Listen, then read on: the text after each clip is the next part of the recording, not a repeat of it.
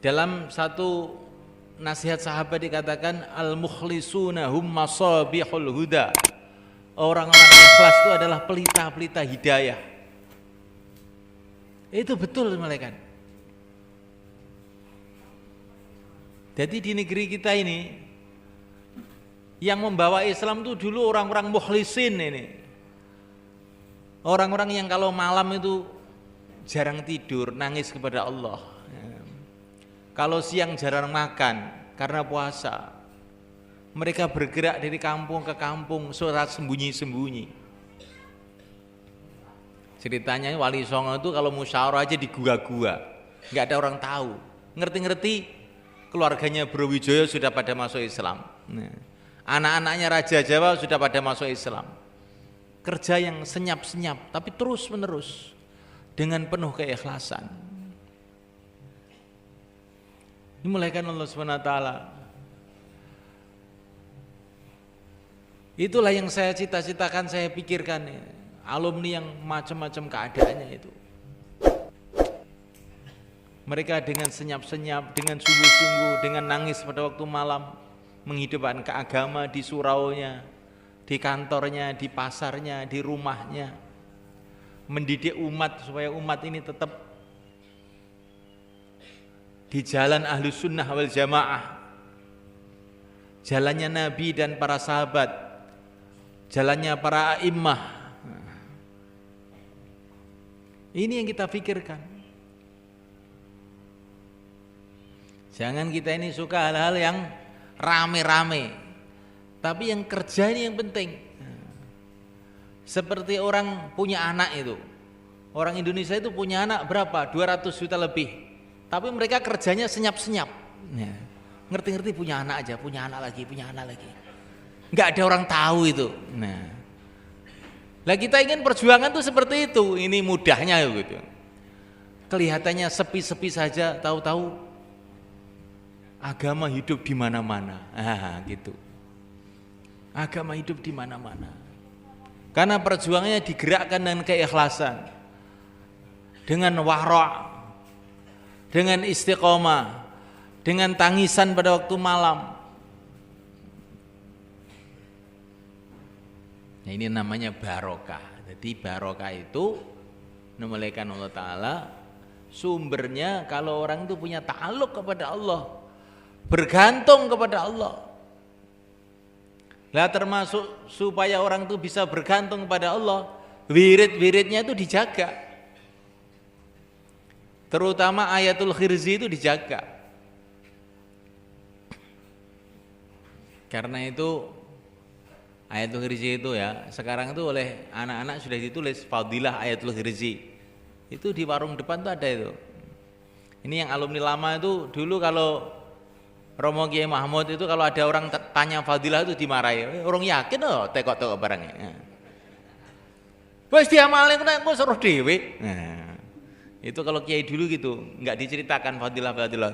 Yang penting kamu kerjakan, nanti dapat pengalaman sendiri. Nah, tapi orang sini ini ya seperti Pak Solhan tadi, sekarang tuh banyak mujtahid. Nah, kalau dikasih begitu enggak mau. Apa ini dasarnya apa? Gitu. Ini namanya mujtahid. Nah, mujtahid itu ada mujtahid mutlak, ada mujtahid mutolak, macam-macam. Nah, ada mujtahid ngawur. Nah itu sudah ditulis. Dan itu saya lihat para ulama-ulama, guru-guru saya khususnya di Mekah, di India, di Yaman, itu amalannya ayatul khirzi itu. Maka ayatul khirzi itu penting sekali untuk dijaga. Tertibnya habis subuh sekali, habis maghrib sekali. Itu katanya guru-guru saya, kalau ayatul khirzi itu kamu jaga, dunia kamu dijaga oleh Allah, agama kamu dijaga oleh Allah, dan ilmu kamu dijaga oleh Allah, enggak lupa-lupa. Enggak lupa-lupa itu kalau orang itu ahli baca ayatul khirzi itu. Maka ini supaya kita ini ada ta'aluk kepada Allah. Apa-apa doa. Ini mungkin seperti Pak Solhan, alumni-alumni lama itu tahu bagaimana kehidupan ayah saya, Kiai Mahmud. Dulu ayah saya itu, kalau saya sakit itu, nggak ada istilah dibawa ke dokter itu. Kalau sakit, santri yang capek itu, yasinan lagi, yasinan, khataman Quran, yasinan, khataman Quran. Kasih garam, kasih makan, gitu aja dah. Nanti kalau sudah nggak sembuh-sembuh paling itu kunir rapuh, dicarikan kunir sama madu suruh minum, itu aja obatnya, nggak pernah tahu dokter. Tapi nyatanya ya sampai sekarang masih hidup aja, ya, karena belum waktunya mati. Ya. Itu ngajari kita ini untuk ta'alluq kepada Allah.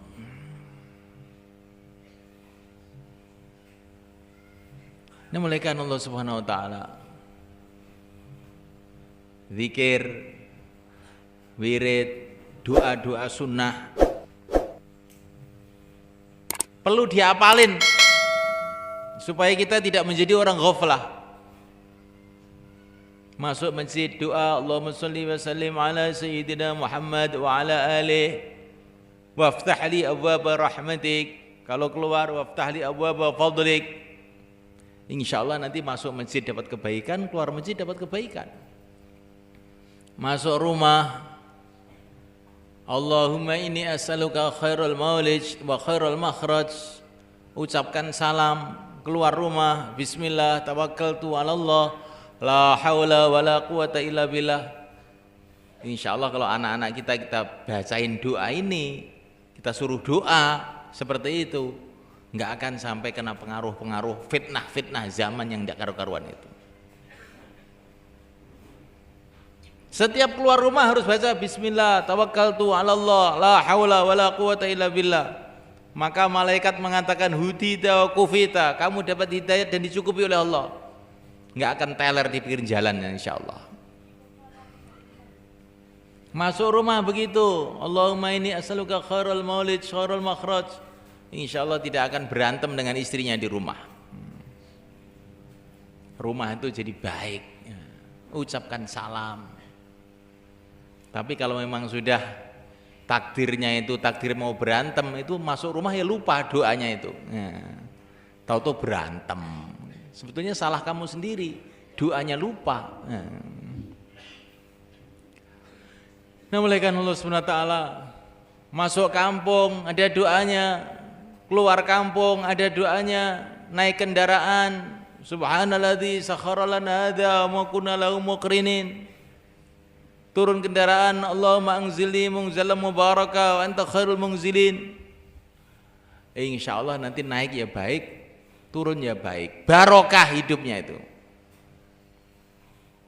Nah, ini doa-doa ini kurang diperhatikan oleh umat. Akhirnya umat ini hidupnya itu hidup ngeslong, nggak ingat sama Allah, amblas saja gitu. Ini doa-doa ini penting. Istilah Kiai Mahmud dulu, doa-doa ini seperti tongkat supaya kita ini jangan jatuh gitu. Jatuh itu apa? Lupa kepada Allah itulah jatuh. Nah, kalau kita ini ingat pada Allah 1 detik aja dapat pahala, kalau lupa ya jatuh namanya, bangkrut. Maka doa masuk rumah, keluar rumah, naik kendaraan, turun kendaraan, naik masuk kampung, keluar kampung. Doa makan, doa selesai makan. Nah, kalau kita makan tidak pakai doa, maka makan itu akan jadi ghaflah. Yang kita pikir seperti bagaimana kenyang perut kita aja. Akhirnya kita ini makan kayak kambing, yang penting perutnya kenyang. Tapi kalau makan tuh pakai doanya makan dengan zikrullah. Syekh Bahauddin anak Syabandi kurang lebihnya mengatakan kalau orang itu makan dengan zikrullah, nanti habis makan itu dia mudah zikir. Tapi kalau orang itu makan dengan lalai, nanti habis makan itu dia akan mudah lalai. Nah, kalau sudah mudah lalai akhirnya mudah maksiat. Kalau sudah mudah maksiat, nah, hancur kehidupannya. Tidak barokah kehidupannya. Kemudian semulaikan supaya kehidupan ini barokah, Orang itu mesti harus punya prinsip hidup untuk berjuang. Kamu lihat para nabi, para rasul, para sahabat, para wali-wali Allah. Kapan mereka tampak barokahnya itu kapan? Ketika mereka ini berjuang, ketika mereka memikirkan umat. Tapi ketika mereka tidak memikirkan umat, barokahnya itu dikit. Maka mesti kita ini memikirkan umat untuk kemampuan kita masing-masing. Harus itu semalekan.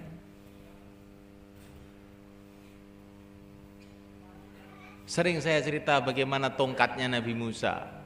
Tongkatnya Nabi Musa ini sebelum digunakan untuk dakwah itu barokahnya sedikit. Tapi setelah dakwah, barokahnya besar. Dilemparkan tukang sihir masuk Islam. Dilemparkan ke lautan, pasukan Fir'aun tenggelam. Pukulkan ke batu langsung keluar air.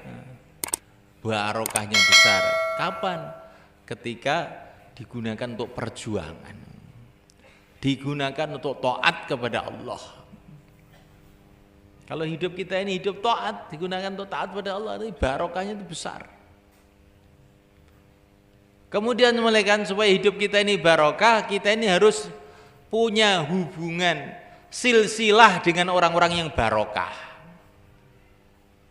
Para sahabat itu mulaikan kalau mau wudhu itu bukan sembarang air. Selagi mereka di Madinah, mereka itu membawa air wudhu itu satu wadah gitu, dibawa kepada Rasulullah SAW. Kemudian Rasulullah mencelupkan tangannya di air wudhu itu, baru mereka wudhu. Apa? Untuk tabaruk, supaya mereka dapat berkahnya Rasulullah itu. Air wudhu yang sudah disentuh Rasulullah jadi berkah.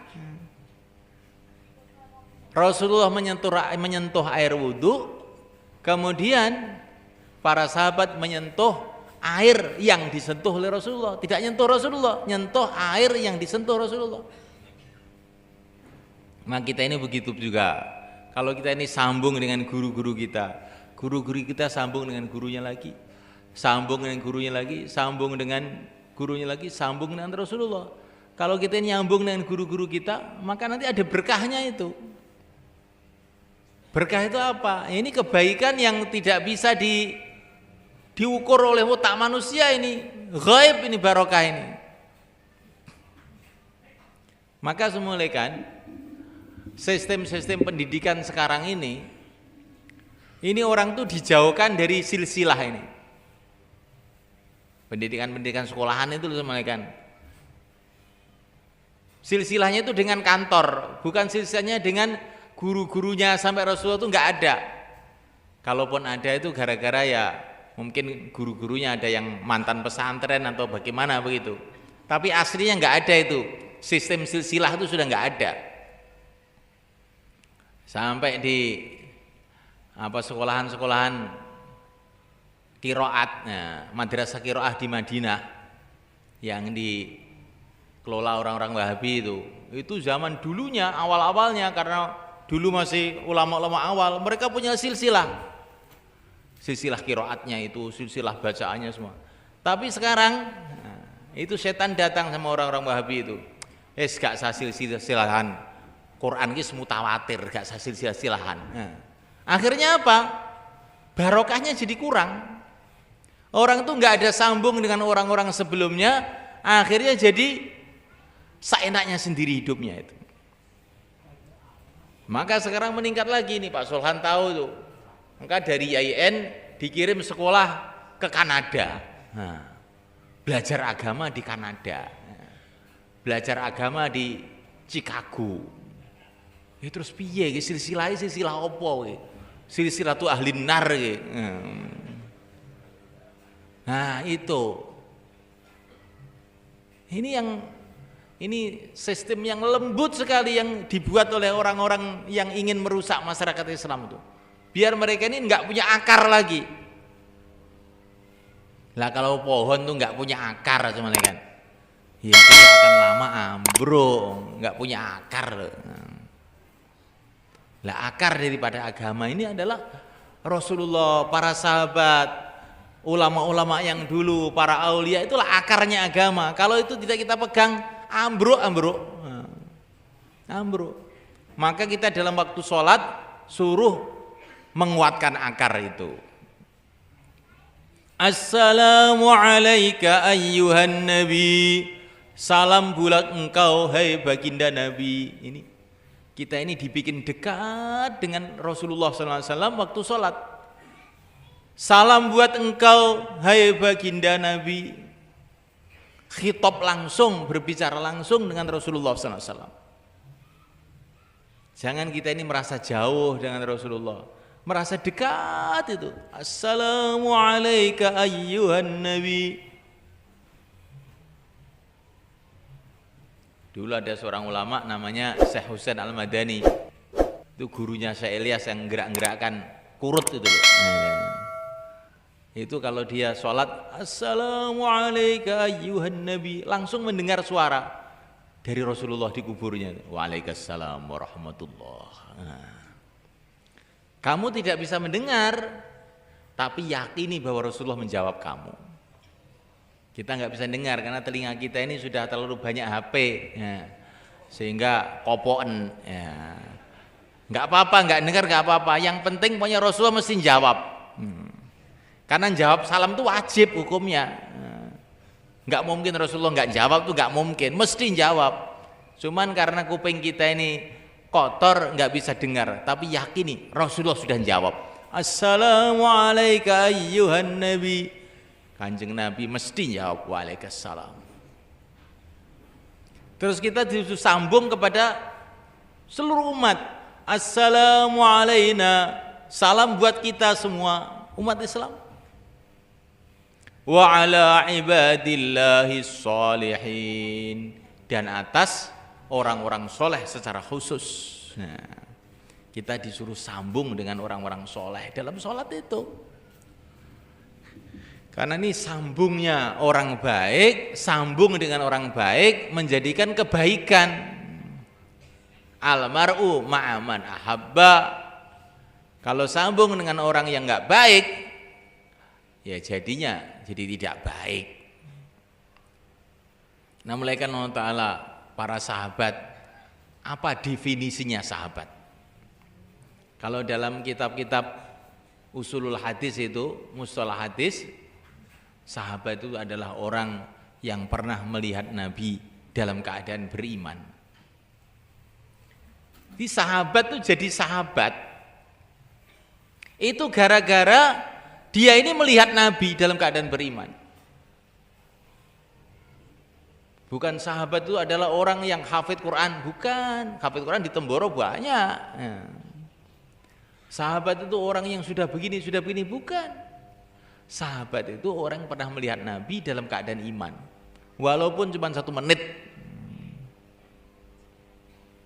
Jadi perjumpaan orang dengan Nabi itu merubah keadaan orang itu, sehingga dia itu dikasih gelar sahabat. Setelah dikasih gelar sahabat, dikasih gelar radhiyallahu ta'ala anhu, Allah ridho kepadanya.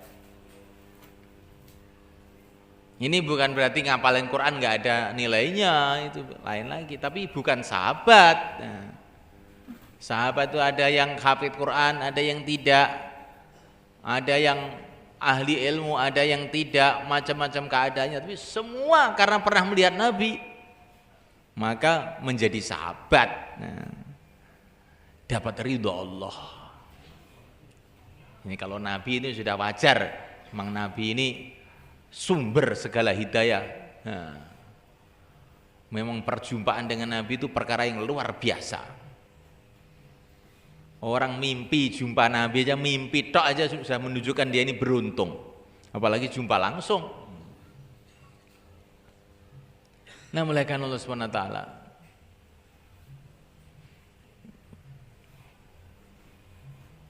Kemudian para tabi'in ini generasi setelah sahabat, mereka jadi orang yang istimewa, jadi orang yang hebat, sehingga tidak bisa diungguli yang lain-lain. Gara-gara apa? Gara-gara mereka jumpa sahabat. Nah, Begitu juga tabi'ut tabi'in, gara-gara jumpa orang tabi'in mereka dapat gelar tabi'ut tabi'in. Saya mulaikan Allah Subhanahu wa taala. Jadi perjumpaan itu maknanya mendatangkan satu kesan yang sangat tinggi. Maka perlu kita ini sering jumpa dengan orang-orang soleh, jumpa dengan orang-orang masjid. Minimal perjumpaan rohani. Bagaimana? Assalamualaikum ayyuhan nabi, assalamu alayna wa ala ibadillahis salihin. Ini perjumpaan rohani. Istilahnya para ulama, baca Fatihah. Habis sholat itu baca Fatihah untuk Nabi, untuk para nabi, untuk para sahabat, keluarganya, anak cucunya, untuk seluruh para ulama, seluruh para guru kita, seluruh umat Islam kita bacain Fatihah. Ini termasuk nyambung secara ruhani kepada orang-orang soleh. Ini akan ada dampak dalam hati, itu akan ada dampak. Nah, mulaikan Allah SWT kadang-kadang ada barokah, ini nanti barokah tadi itu. Maka mulaikan Allah Ta'ala, semoga perjumpaan-perjumpaan kita semacam ini sebetulnya saya tidak ngira ini alumni-alumni bisa datang, nggak ngira betul saya, karena ini mendadak sekali kemarin tuh. Beberapa hari yang lalu itu waktu di Geplak itu pas ada pertemuan alumni di Geplak situ. Terus bagaimana kalau kita bikin di Temboro? Langsung aja, sudah begini aja. Kalau 15 Syawal itu pertemuan wali murid. Ini kalau 15 Syawal di sini ada pertemuan wali murid. Seluruh Indonesia datang biasanya. Kemarin juga banyak yang datang. Kemarin kalau menurut data orang yang ngasih nasi kotak itu berapa, Bet? 26.000 datang. Tapi saya mikir ini alumni ini, Masya Allah, terutama alumninya Romo Kiai Mahmud ini sudah nggak ada tempat ini. Bahkan katanya Pak Solhan tadi, katanya Pak Makmun, ke Temboro tuh agak takut-takut sedikit, khawatir ditaskil. Padahal tidak, saya nggak pernah naskil. Nggak pernah saya itu naskil. Kamu harus keluar, enggak. Yang mengharuskan itu bukan saya.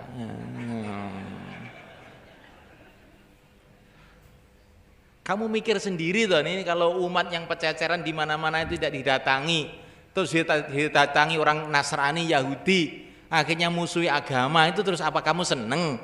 Cuman gitu aja saya itu, nggak pernah nyuruh kamu keluar, enggak. Itu sudah katanya kiai naskil terus katanya, padahal nggak pernah naskil. Cuman bicara keadaan ini umat ini, umat Islam sekarang ini khususnya di negeri kita ini dalam bahaya besar. Orang-orang ahli batil bergerak ke kampung-kampung, ke gunung-gunung, pulau-pulau terpencil, bergerak untuk merusak umat inilah. Kalau kita ini tidak bergerak nanti gimana? Cuma gitu aja. Nah, mulaikan Allah Subhanahu wa taala. Yang penting itu nantilah, ini kan malam Jumat nanti, itu bukan di sini tempatnya. Nah, yang penting di sini pokoknya saya sudah seneng aja. Antum datang ke sini saya seneng aja. Dan banyak yang di sini ini bukan hanya alumni, termasuk guru-guru saya juga yang ngomong saya kayak Pak Sulkan ini, katanya tadi saya sudah lupa juga kalau pernah digendong Pak Sulkan itu. Berarti sudah tua dia ini. Urung kroso tua uga rasanya. Ini Pak Romlan nih guru saya ini, Bontoro ini, ngajar bahasa Arab dulu, Masya Allah, masih ingat itu jamak taksir itu suruh ngapalkan, nggak apal-apal juga saya itu. Jadi semulaikan Allah Ta'ala di sini banyak ini. Pak Purnomo ini juga guru sejarah. Kalau cerita apa itu Diponegoro, oh Masya Allah, sekelas itu mau jadi Diponegoro semua. Nah, ini sekarang kok nggak pernah keluar cerita Diponegoronya itu. Ini banyak juga yang guru-guru saya, banyak yang teman juga. Pak Matsud katanya pernah di satu bangku dengan saya. Ya, ini kalau kita saling sambung, Masya Allah, kata para ulama, orang Islam itu baru bertemu saja sudah 50% masalah terselesaikan. Orang Islam itu bertemu saja, karena yadullah mal jamaah, baru bertemu saja itu sudah 50%. Wah, ini Pak Munir baru datang nih. Monggo Pak Munir.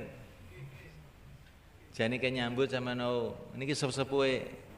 Niki nggih sih ngomong kula nih Pak Munir niki. Nggih. Pengerean. Nggih. Niki kiai niki Pak Munir niki. Niki nggih sih ngomong kula piye. Nggih. Saniki kula omong mboten purun gitu. Nek mriki ini ning sareane senengane. Ora tau gelem nyethuki kula. Nah. Engko sampe ditasil neh. Alasane saya, kula teng sarean. Oh, sapa sare iso nglarang wong nang sarean? Kaya saya dengan dipun muliakan, Masya Allah lah niki jenengan sami rawuh mriki. Semoga ini akan banyak barokah. Pertemuan orang Islam itu ada barokahnya. Buktinya, kata para ulama, kenapa kita ini disuruh sholat jamaah bareng? Ya, kalau kita sholat jamaah, makmumnya satu, berubah barokahnya. Pahalanya 27. Kalau makmumnya 2, tambah lagi. Makmumnya 3, tambah lagi. Kenapa kita diperintahkan Jumatan? Kan sebetulnya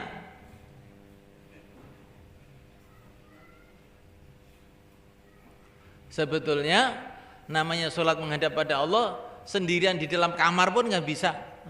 Tapi kenapa kita disuruh Jumatan? Menunjukkan kumpulnya orang Islam, ada barokahnya. Kemudian tiap tahun gini, Pak Munir ini baru saja datang dari Mekah di Arafah, kumpul seluruh dunia. Oh, ibadah mau doa aja kok datang ke Mekah untuk apa? Pertemuannya orang Islam ada barokahnya. Bukan hanya pertemuannya aja yang ada barokahnya. Di Mekah ini tempatnya para nabi, para rasul, sehingga secara zahir kita kumpul dengan orang Islam dari seluruh dunia. Secara batin kita kumpul dengan arwahnya para nabi, karena tempatnya para nabi itu Mekah. Sehingga barokahnya itu bertumpuk-tumpuk. Bahkan kata para ulama, di dalam musim haji itu arwahnya para nabi ikut haji juga. Ikut haji juga.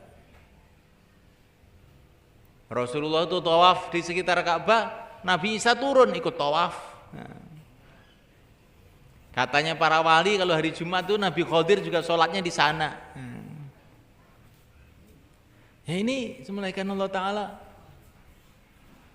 Kita ke Mekah itu juga sebetulnya dalam rangka untuk menyambung hati dengan orang-orang barokah, para anbiya, para sahabat, baik yang hidup maupun yang sudah wafat, dengan orang-orang Islam seluruh dunia. Jadi ringkesnya pertemuan orang Islam itu ada barokahnya. Kata para ulama, sebetulnya zaman ini juga namanya wali-wali Allah itu juga masih banyak. Orang-orang soleh juga masih banyak. Ahli ilmu juga masih banyak. Tapi kenapa kok umat Islam ini tambah hari itu tambah loyo saja? Karena apa? Hubungan satu sama lain itu nggak ada. Ibaratnya itu jasadnya. Walaupun gototnya kayak apa, tapi terpotong-potong, kaki dipotong, leher dipotong, tangan dipotong. Maka walaupun gototnya bagaimana kuatnya kayak apa, nggak akan bisa bergerak. Begitulah umat. Umat ini kal jasadil wahid. Kalau tidak sambung menyambung satu sama lain, maka barokahnya aulia yang ada sekarang ini istilahnya ashabud darok, ashabun naubah, bangsanya Qutbul Aqtab, bangsanya Al-Abdal. Ini ada hadis yang Abdal ini. Dalam Al-Hawil Fatawi, Imam Suyuti menceritakan hadis-hadis mengenai adanya wali Abdal 40. Masih ada. Nujaba yang ada, wali Nujaba yang ada di Mesir. Wali Abdal yang ada di Syam. Wali-wali itu masih ada semua sebetulnya. Tapi kalau umat itu tambah hari tambah lembek. Ini sebabnya apa? Karena mereka ini nggak sambung satu sama lain. Loh, yang penting bukan sambung para wali. Lah wali itu Allah sembunyikan. Maka kita ini harus kalau mau sambung sama aulia harus sambung pada seluruh umat Islam. Karena wali Allah itu disembunyikan antara mereka. Nggak ada yang tahu. Mungkin di sini juga ada yang di pojok-pojokan yang ngantuk-ngantuk itu malah wali itu juga mungkin. Minimal wali murid itu ada itu ya. Tapi karena nggak sambung, akhirnya barokahnya nggak dapat kita. Maka ini pertemuan reuni itu begitu itu di antara maksudnya supaya kita ini sambung lagi. Nanti kita di kampung-kampung kita, di masjid-masjid kita buat hubungannya akrab dengan seluruh umat di sana. Di musola-musola kita buat hubungan akrabnya di sana. Di kantor kita bukan hanya orang kantor. Ini Pak Masud nanti datang itu pegawai bapak yang ada di kantor itu diparani nih ngomong-ngomong. Nah begitu mereka kan kayak Sayyidina Umar dulu datang ke rumah-rumah sedangkan beliau ini Amirul Mukminin presidennya. Akhirnya akrab. Maka setelah akrab dibawa ke Terangkil malam Jumat. Nah ini itu maksudnya itu Pak Masud, gitu maksudnya. Jadi semulaikan Allah Ta'ala. Ini pentingnya hubungan antara umat Islam ini semulaikan.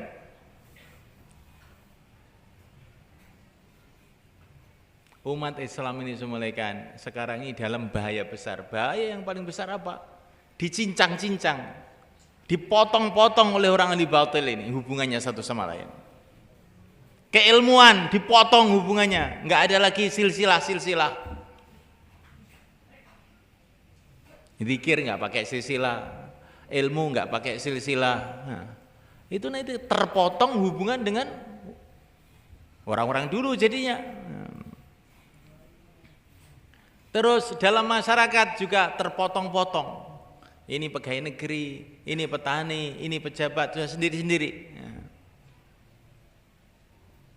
Ini sarjana, ini buta huruf sendiri-sendiri.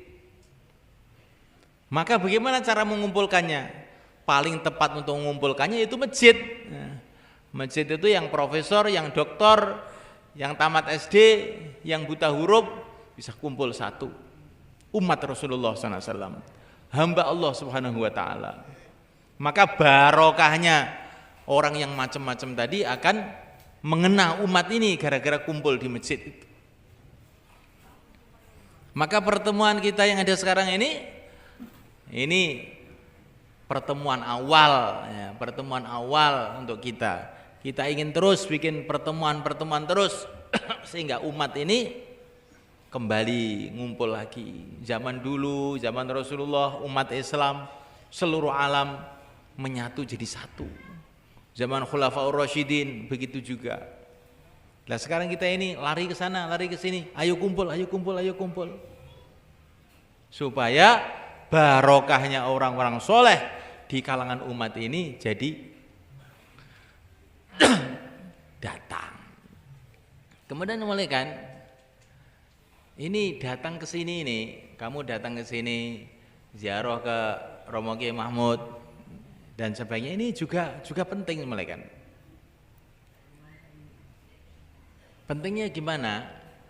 Peninggalan orang-orang soleh dulu itu ada nilainya dalam Quran. Dalam Quran itu ada raja namanya Raja Talut zaman dulu itu. Sebagai tanda dia ini diangkat jadi raja, maka Allah kasih dia tabut fihi sakinatun min rabbikum wa baqiyatun mimma taraka alu Musa wa alu Harun tahmiluhul malaika. Tabut itu kotak sebenarnya kan. Kotak yang di dalamnya itu ada tongkatnya Nabi Musa, ada serbannya Nabi Harun, ada beberapa benda-benda peninggalan orang-orang lama itu. Nabi-nabi dulu ini dikasihkan oleh Allah kepada Tolut sebagai tanda dia diangkat jadi raja. Akhirnya dia jadi raja dan terus perang dengan Raja Jalut, menang. Nah, fihi sakinatun min rabbikum. Di dalam kotak itu tadi yang isinya peninggalan-peninggalan Nabi Musa, peninggalan Nabi Harun itu sakinatun min rabbikum. Ada sakinah, ada ketenangan dari Tuhan kamu. Ini kata para ulama, ini juga pelajaran dari Allah SWT buat kita, bahwa berziarah pada kubur orang-orang soleh, duduk di tempat peninggalan-peninggalan orang soleh, ini ada barokahnya itu, ada barokahnya. Maka tadi Pak Amir bilang di Tembori ada yang hilang. Walaupun sekarang itu santri tambah banyak, tapi ada yang hilang katanya. Saya agak terkejut, tidak apa sih hilang ya. Ternyata pondok A telah hilang katanya. Pondok B dibongkar. Wah, ini bagaimana ini kok pada hilang ini? Ini bukan hilang Pak Amir, itu sudah pada kropos. Terus saya bangun lagi, bukan hilang itu. Dan yang masih bisa saya pakai dipakai lagi.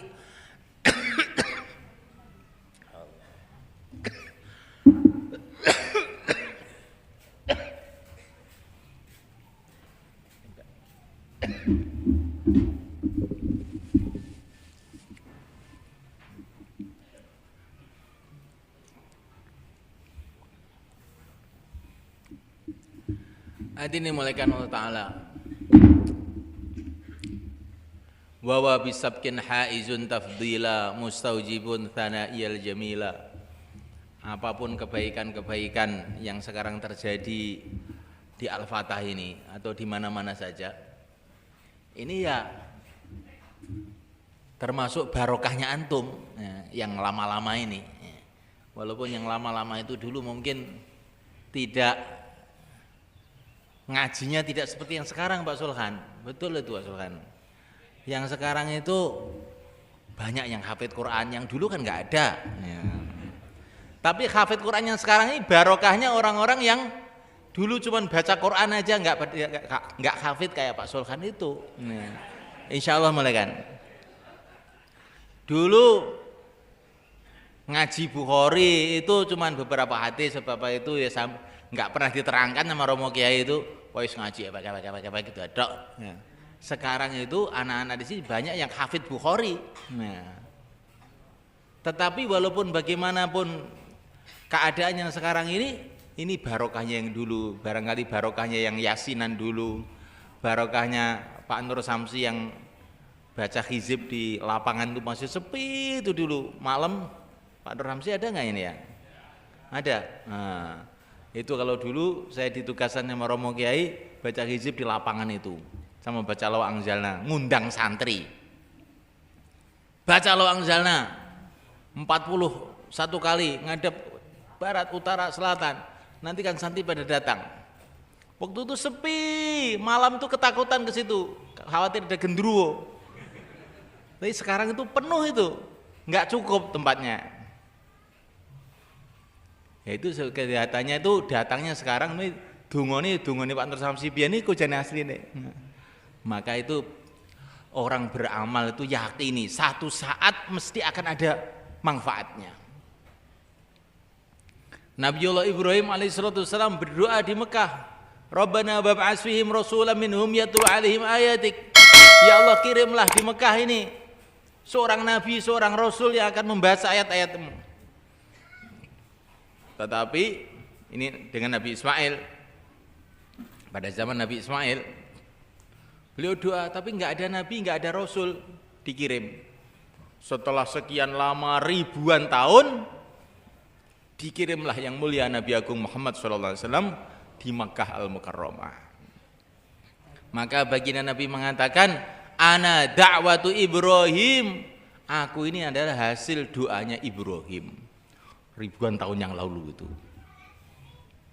Jadi semalaikan kan orang itu kalau doa itu jangan aku sendungo kok orang ngomong gunane aja muni ngono.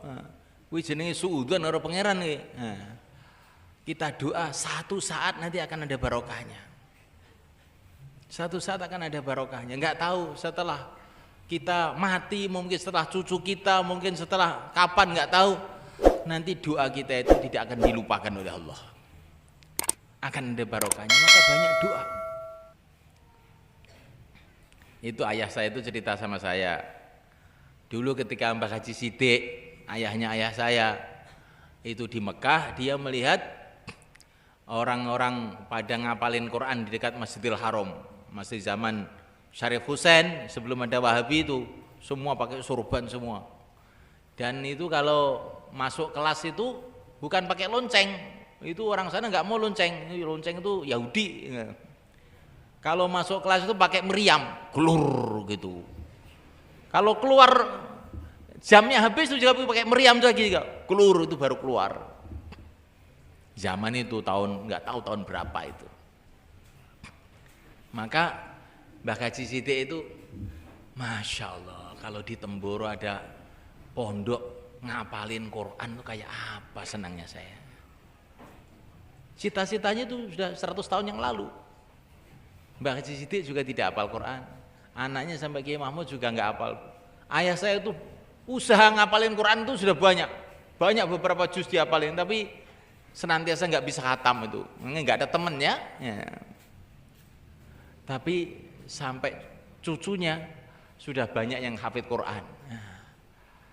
Sekarang ini yang di pondok saja yang hafid Quran tidak kurang dari 1.000 orang. Tapi ini cita-cita itu sudah timbul 100 tahun yang lalu. Maka cita-cita seseorang, doa seseorang, itu tidak akan sia-sia.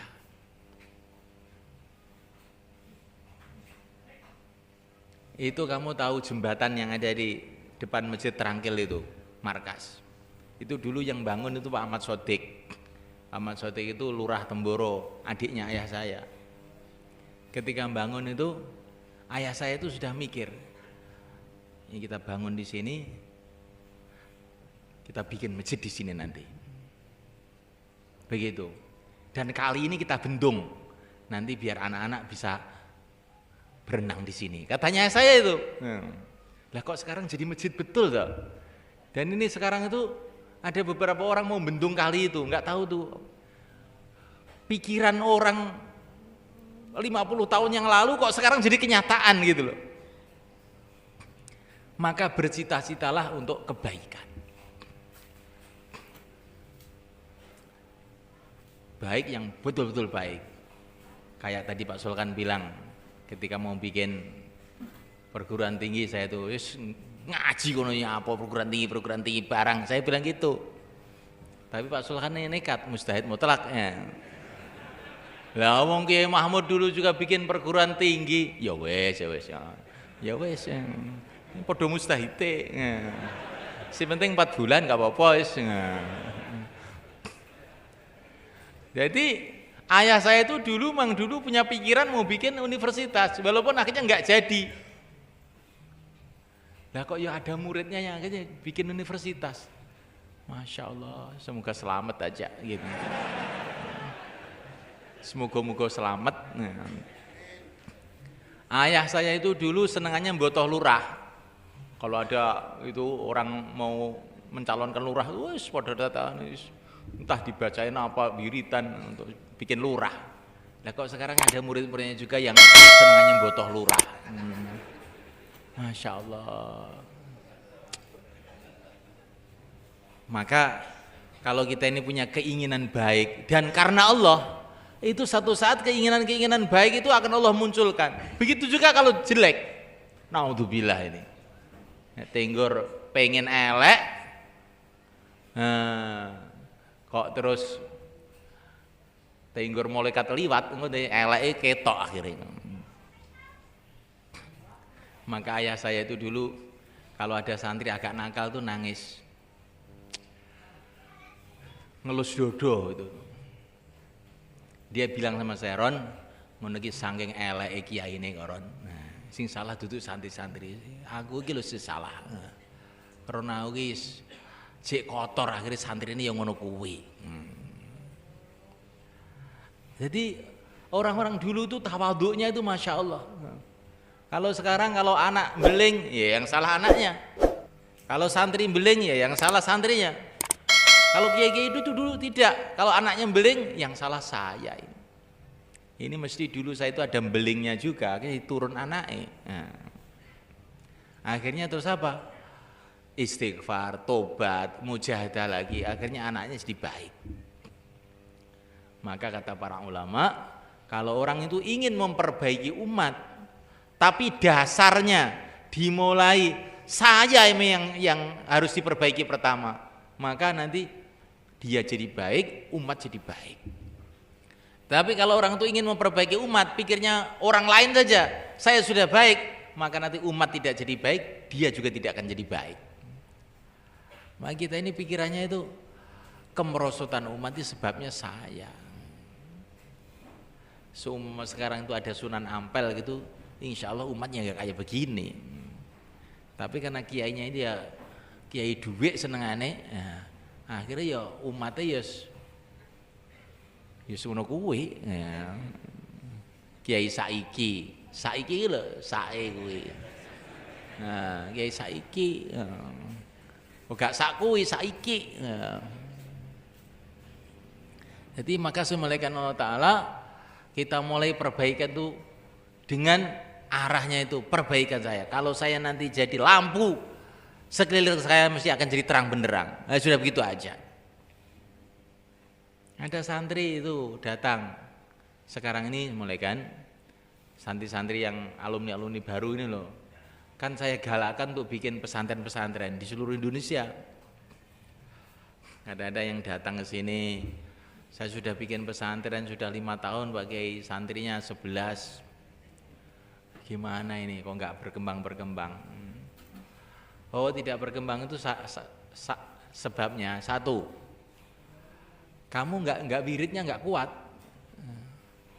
Baca Rabbana innaka jami'un nas liyaumil la raiba fihi innallaha la yukhliful mi'ad 1000 kali tiap malam. Nanti kan pesantren kamu kebak nanti. Kalau tidak datang lagi ke sini, saya tambah wirid lagi nanti. Saya gitu kan. Dan nyatanya alhamdulillah setelah dibaca itu harus jadi santrinya banyak itu sekarang yang mau ngamalin. Tapi kalau yang memang gak pawaan wiritan itu suruh wiritan itu gak gelem wiritan itu. Abot gitu. Dulu ayah saya itu pesan sama saya. Baca la tudrikul absar bahwa